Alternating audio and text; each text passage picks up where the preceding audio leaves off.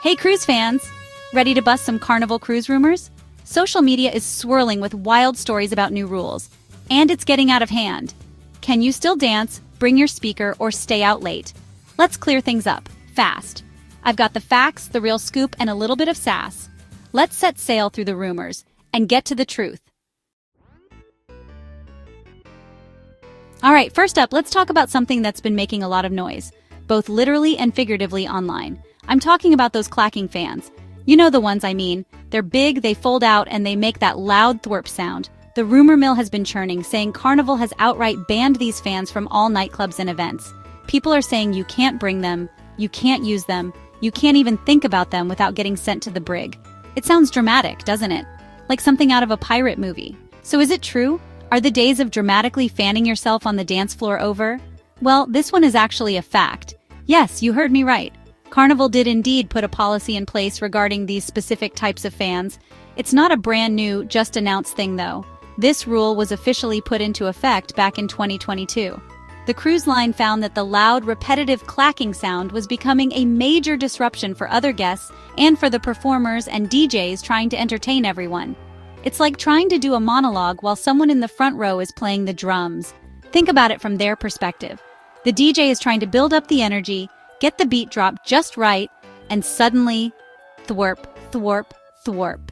It kind of kills the vibe, you know? It's not about stopping people from cooling off, it's about the noise. You can still bring a small, personal, quiet fan. A little handheld battery-operated one? Totally fine. A traditional, non-clacking folding fan? Go for it. They just want to make sure the only loud thumps you hear are the ones coming from the subwoofers.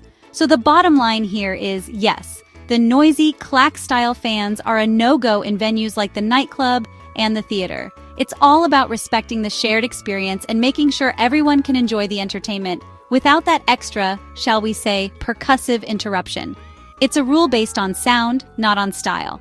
So pack accordingly and leave the loud fans at home. You'll still have a fantastic time, I promise. Okay, next on our list is another sound-related subject. Let's talk about Bluetooth speakers. We all have that one friend, maybe it's you, who is the designated DJ of the group.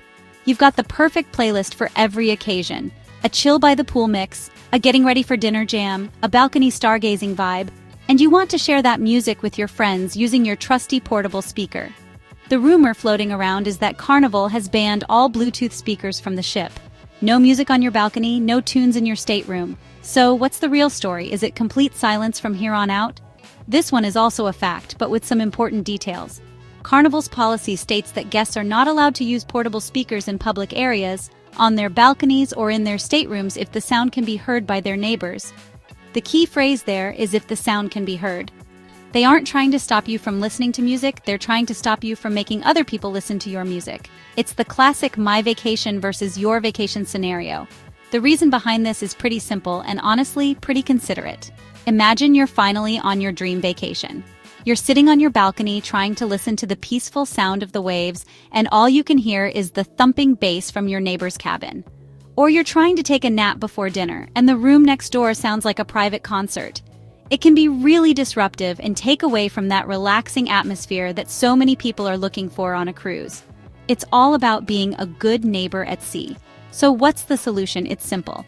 Headphones or earphones, you can still bring your speaker and use it at a very, very low volume inside your cabin. But the second it's audible to others, you're in violation of the policy. The safest bet is just to pack a good pair of headphones. That way, you can blast your favorite playlist as loud as you want, have your own private dance party, and nobody else will be the wiser. It's the ultimate win-win. You get your tunes, and your neighbors get their peace and quiet. All right, parents, this one's for you, and for anyone who was once a teenager who thought they could rule the ship after dark. There's been a lot of talk online about a new, super strict curfew for minors on Carnival cruises. Some posts make it sound like kids have to be locked in their cabins as soon as the sun goes down. It's painting a picture of a very different kind of late-night experience for the younger cruisers. So, is it true? Are the teens grounded? This one is a big, flashing fact. Carnival implemented a fleet-wide curfew for all guests 17 years of age and younger. Here's how it breaks down. All minors must be out of the public areas and back in their stateroom by 1 o'clock in the morning. That's the hard and fast rule. It's not a suggestion, it's a policy that the crew will enforce. So if you've got teenagers in your group, this is something you absolutely need to know and plan for. No more unsupervised roaming around the Lido deck at 2 in the morning. Now, there are a couple of important exceptions to this rule. The curfew doesn't apply if the minor is accompanied by an adult in their traveling party who is 21 years or older.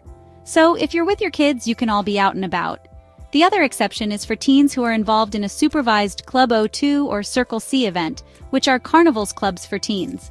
They can be at those specific chaperoned events past 1 in the morning, but once that event is over, it's a straight shot back to the cabin. The purpose behind this rule is all about safety and security. A cruise ship is like a floating city, and late at night with fewer people around, it's just safer for everyone if the younger guests are accounted for. It helps the crew maintain a secure environment and prevents potential mischief or problems from arising. So, while it might seem a little strict to some, it's really put in place with the well-being of the young cruisers in mind. It ensures that everyone of all ages can have a safe and enjoyable vacation. Okay, this next rumor is a big one, and it caused a huge stir online. A rumor started circulating that Carnival had banned all hip-hop and rap music from being played in their nightclubs and by their DJs.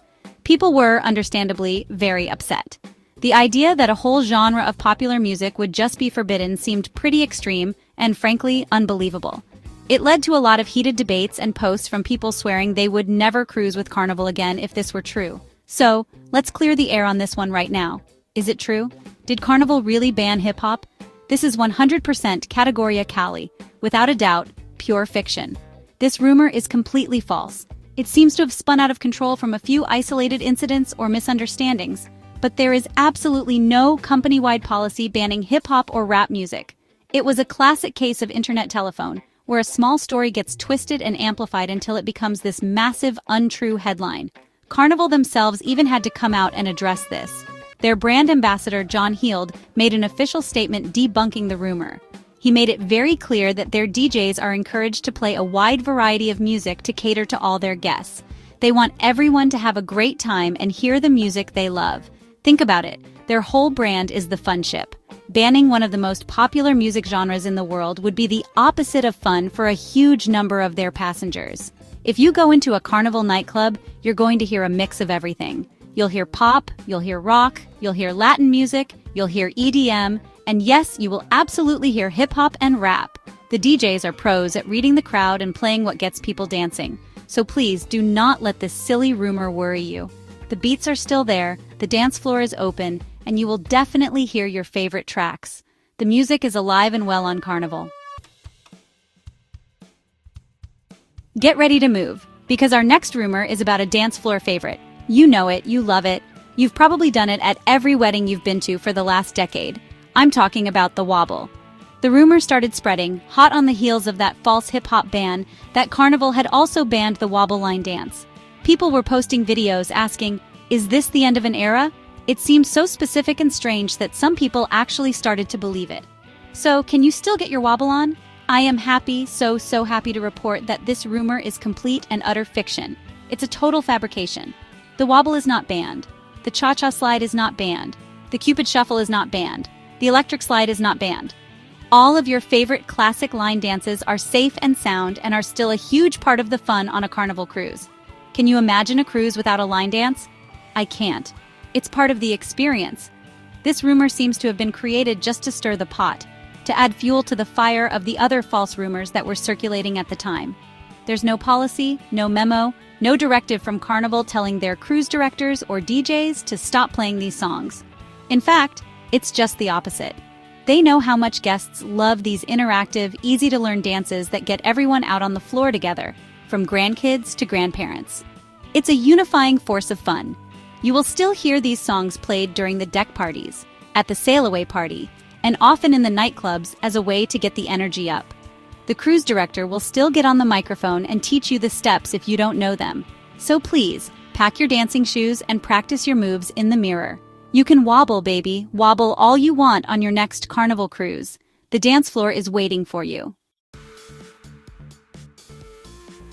Okay, let's shift gears to a very serious topic, and this is one where there is absolutely no room for confusion. With marijuana legalization changing in different states and countries, A lot of people get confused about the rules when it comes to travel, especially on a cruise ship.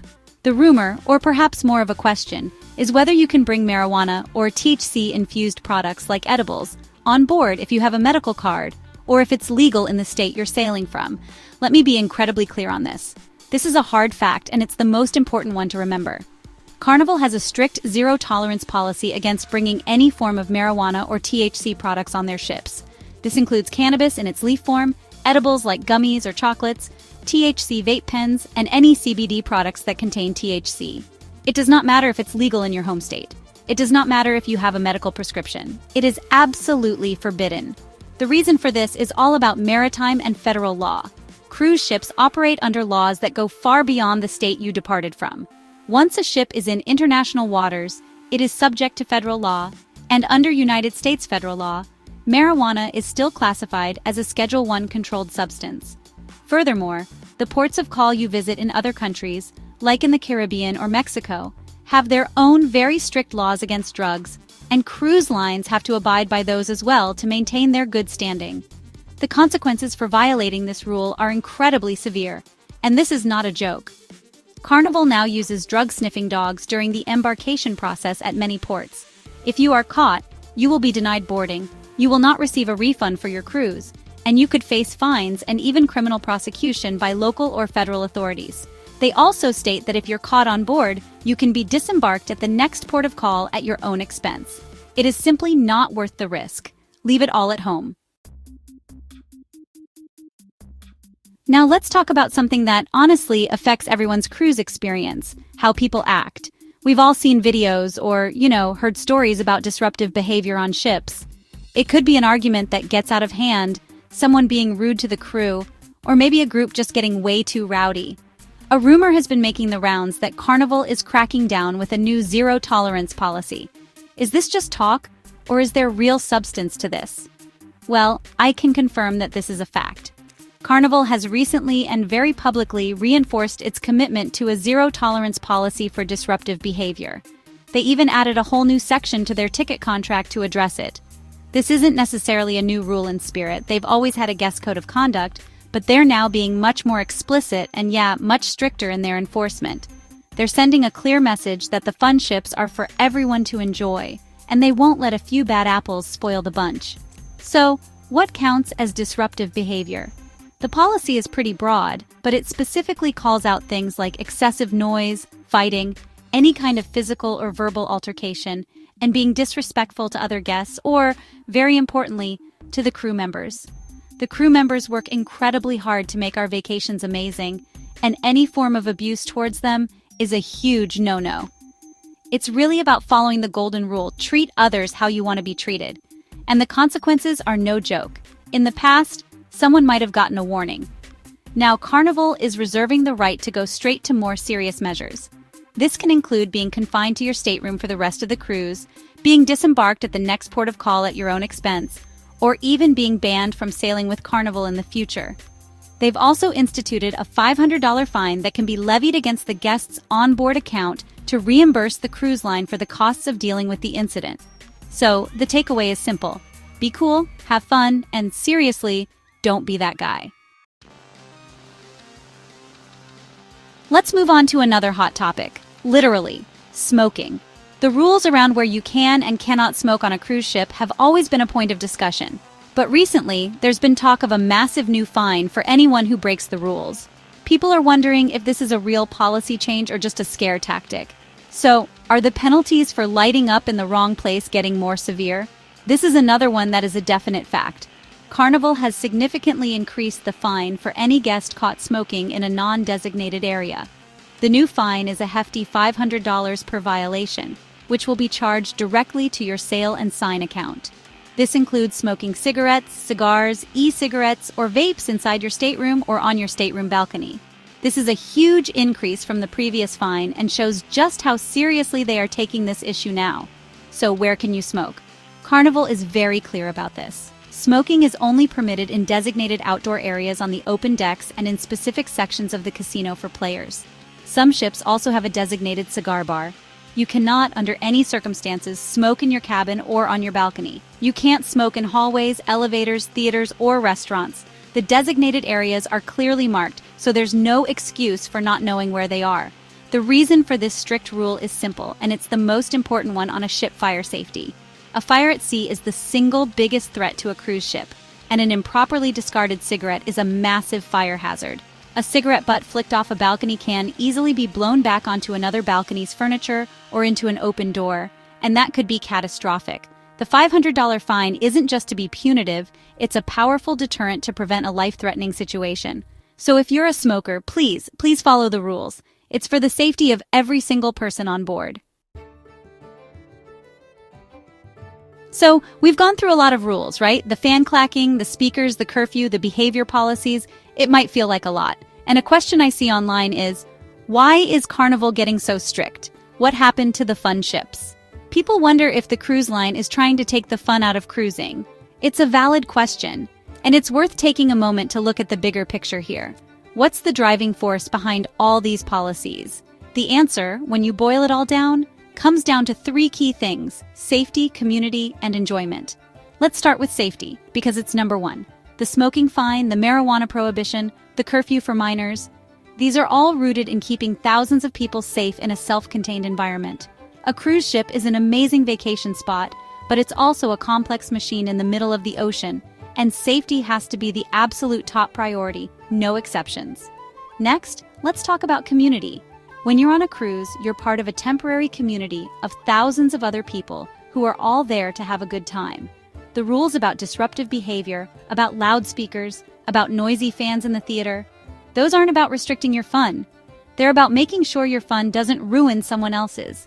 It's about mutual respect and ensuring that the shared spaces on the ship can be enjoyed by everyone. It's like being a good neighbor in a floating town. And that all leads to the final point: enjoyment.